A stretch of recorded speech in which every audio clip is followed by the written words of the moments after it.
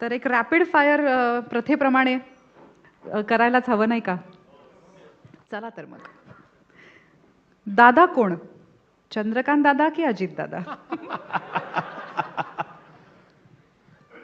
पक्षामध्ये चंद्रकांत दादा, सरकारमध्ये अजित दादा. नाटक की सिनेमा?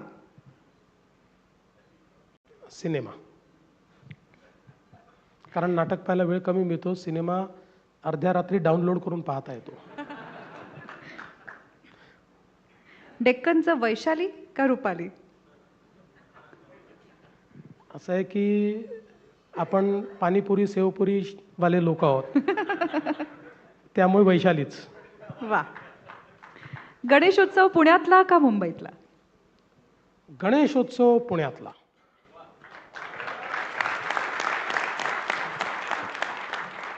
मिसळ पाव की तरी पोहे? सोपं आहे. पुण्यात आलं तर मिसळ पाव, नागपूरला गेलं तर तर्री पोहे. मातोश्री मधली दारं आता उघडणार आहेत, तर निवडणूक झाल्यावर आधी कुठल्या भावाकडे चहा प्यायला जाणार, राज का उद्धव? नाही, असं आहे की मातोश्रीतली दारं माझ्याकरता बंद झाली होती. मी प्रयत्न केला तरी ती उघडली नाही. परवा आता कुठल्या तरी मुलाखतीमध्ये उद्धवजी असं म्हणाले की या ठिकाणी मातोश्रीवर टीका करणं सोडलं तर देवेंद्र करता मातोश्रीची दारं उघडी होतील. मी कधीच मातोश्रीवर टीका केली नाही. मी माझ्या टीकेचा स्तर नेहमी ठेवतो. पण मला आता त्यांना एकच सांगायचं आहे, माझ्याकरता महाराष्ट्रातल्या जनतेच्या हृदयातली दारं आता उघडलेली आहेत. त्यामुळे दुसऱ्या दाराची लालसा मला राहिलेली नाही. बाकी चहा प्यायला बोलवलं तर मी कोणाला नाही म्हणत नाही. 2-4 दिवस आता आमची त्या ठिकाणी एकमेकाच्या विरुद्ध सगळं चालेल, पण मी 16 तारखेनंतर कोणाहीसोबत चहा पिऊ शकतो, काही अडचण नाही. तुमच्या स्तरावर काम करणारे सगळे जे राज्यकर्ते असतात त्यांना हे शक्य होतं बऱ्याचदा, हे हेवेदावे संपतात आणि मग सगळं बरोबर होतं, छान होतं. पण अगदी ग्रासरूट लेवलला काम करणारे कार्यकर्ते बऱ्याचदा हे डिफरन्सेस विसरू शकत नाहीत. आणि गेल्या काही दिवसांमध्ये आपण हे पाहिलं आहे की बऱ्याच कार्यकर्त्यांचं मन दुखावलं गेलं आहे. अनेक वर्ष निष्ठावंत असलेले तुमच्या पार्टीचे कार्यकर्ते काही खुश आहेत, काही नाही आहेत. तर शेवटच्या काही प्रश्नांमध्ये मला तुम्हाला असं विचारायचं आहे की तुमच्या पुण्याच्या भाजपाच्या कार्यकर्त्यांना काय सांगाल? बघा, हे राजकारणाचं क्षेत्रच असं आहे, कभी खुशी कभी गम. त्याच्यामुळे राजकारणामध्ये मी नेहमी असं सांगतो की the biggest virtue is patience. पेशन्सशिवाय इथे काही नाही. 10 गोष्टी मनासारख्या होतात तर 20 गोष्टी मनाविरुद्धही होतात. पण तरी देखील या क्षेत्रामध्ये आपल्याला जर टिकायचं असेल तर पेशंटली काम करत राहावं लागतं. आता या निवडणुकीच्या निमित्ताने आमच्यासमोर मोठा प्रॉब्लेम काय आला, 17ला निवडणूक झाली होती. प्रत्येक निवडणुकीनंतर एक नवीन पिढी तयार होते. 17 नंतर एक नवीन पिढी तयार झाली. ज्याला 22ला निवडणूक लढवायची होती, 22ला निवडणूकच झाली नाही. 22पासून एक अजून नवीन पिढी तयार झाली आणि दोन्ही पिढ्या एकत्रितपणे 26च्या निवडणुकीत आम्हाला लढायचं आहे या दृष्टीने त्या ठिकाणी तयार होत्या. दुसरं असं आहे की अनेक वेळा एकेका प्रभागामध्ये 3-3, 4-4 चांगली मंडळी असतात, निष्ठावंत असतात. आणि मग प्रश्न हा पडतो की एका निष्ठावंताला दिलं तरी 3 निष्ठावंत तर राहून जातात. आणि मग त्यांना असं वाटतं की आमच्या निष्ठेत काय कमतरता आहे.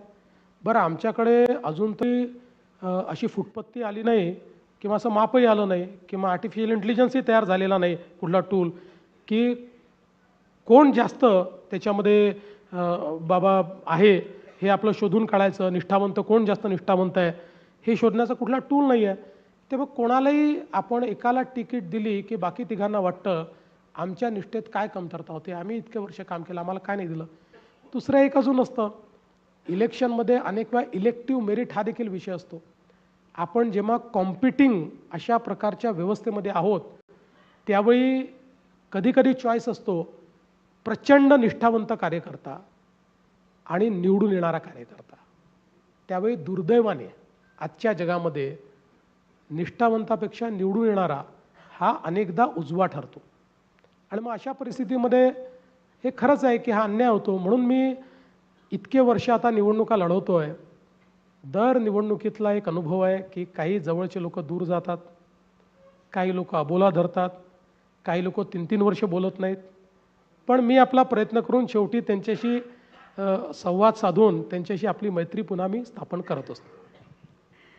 शेवटचे 2 प्रश्न आहेत. क्वचितच असा नेता बघायला मिळतो जो राजकीय हेवेदावे, पक्षाच्या पातळीवरचे पॉलिटिक्स ह्या सगळ्याच्या पलीकडे जाऊन एक व्यापक दृष्टीने डेव्हलपमेंटकडे, इकॉनॉमिक डेव्हलपमेंटकडे बघतो आणि अशा काही गोष्टी करून ठेवतो ज्या आपल्याला अनेक वर्ष लक्षात राहतात. तो माझ्या मते पॉलिटिशियन किंवा राजकारणी न राहता एक स्टेट्समन होतो. तर असं पोटेन्शियल असलेले नेते आम्ही तुम्हाला समजतो. तर काय वाटतं तुम्हाला याबद्दल? तुम्ही समजता त्याबद्दल मी तुमचे आभार मानतो. तसा होण्याचा प्रयत्न निश्चितपणे आहे. कारण मला असं वाटतं की नेता कोणाला म्हणायचं, माझी डेफिनेशन अगदी स्पष्ट आहे. नेता तो आहे जो अनेकांना इन्स्पायर करू शकतो आणि नेता तो आहे जो 20 वर्ष पुढचं पाहू शकतो. या 2 गोष्टी जर तुमच्यामध्ये असतील तर तुम्ही नेतृत्व करू शकता.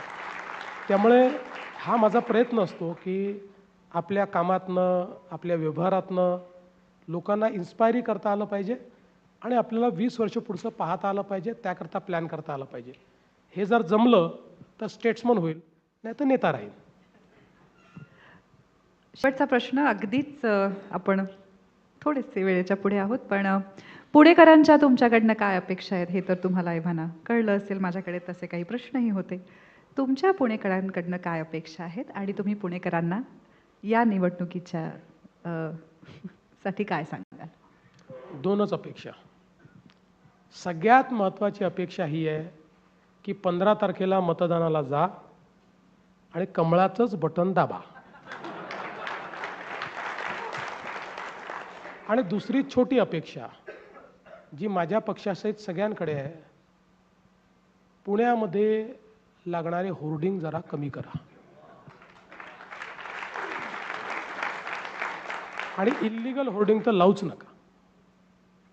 इतकं सुंदर शहर आहे, ते शहर इतकं विद्रूप आपण करतो आणि मला तर समजतच नाही की अनेक वेळा मला अनेक होर्डिंग पाहायला मिळतात की ज्या होर्डिंगवर ज्याला बाजूचा ओळखतो की माहीत नाही त्याचा मोठा फोटो असतो आणि फलाण्या आप्पाचा, ढिकाण्या अण्णाचा वाढदिवस आणि अजून कुठले तरी 4 चेहरे त्याला असे दिसलेले असतात. त्यातला एखादा चेहरा अशी जाड सोन्याची चेन घातलेला चेहरा असतो. हे जे काही आहे ते थोडं आता कंट्रोलमध्ये आलं पाहिजे.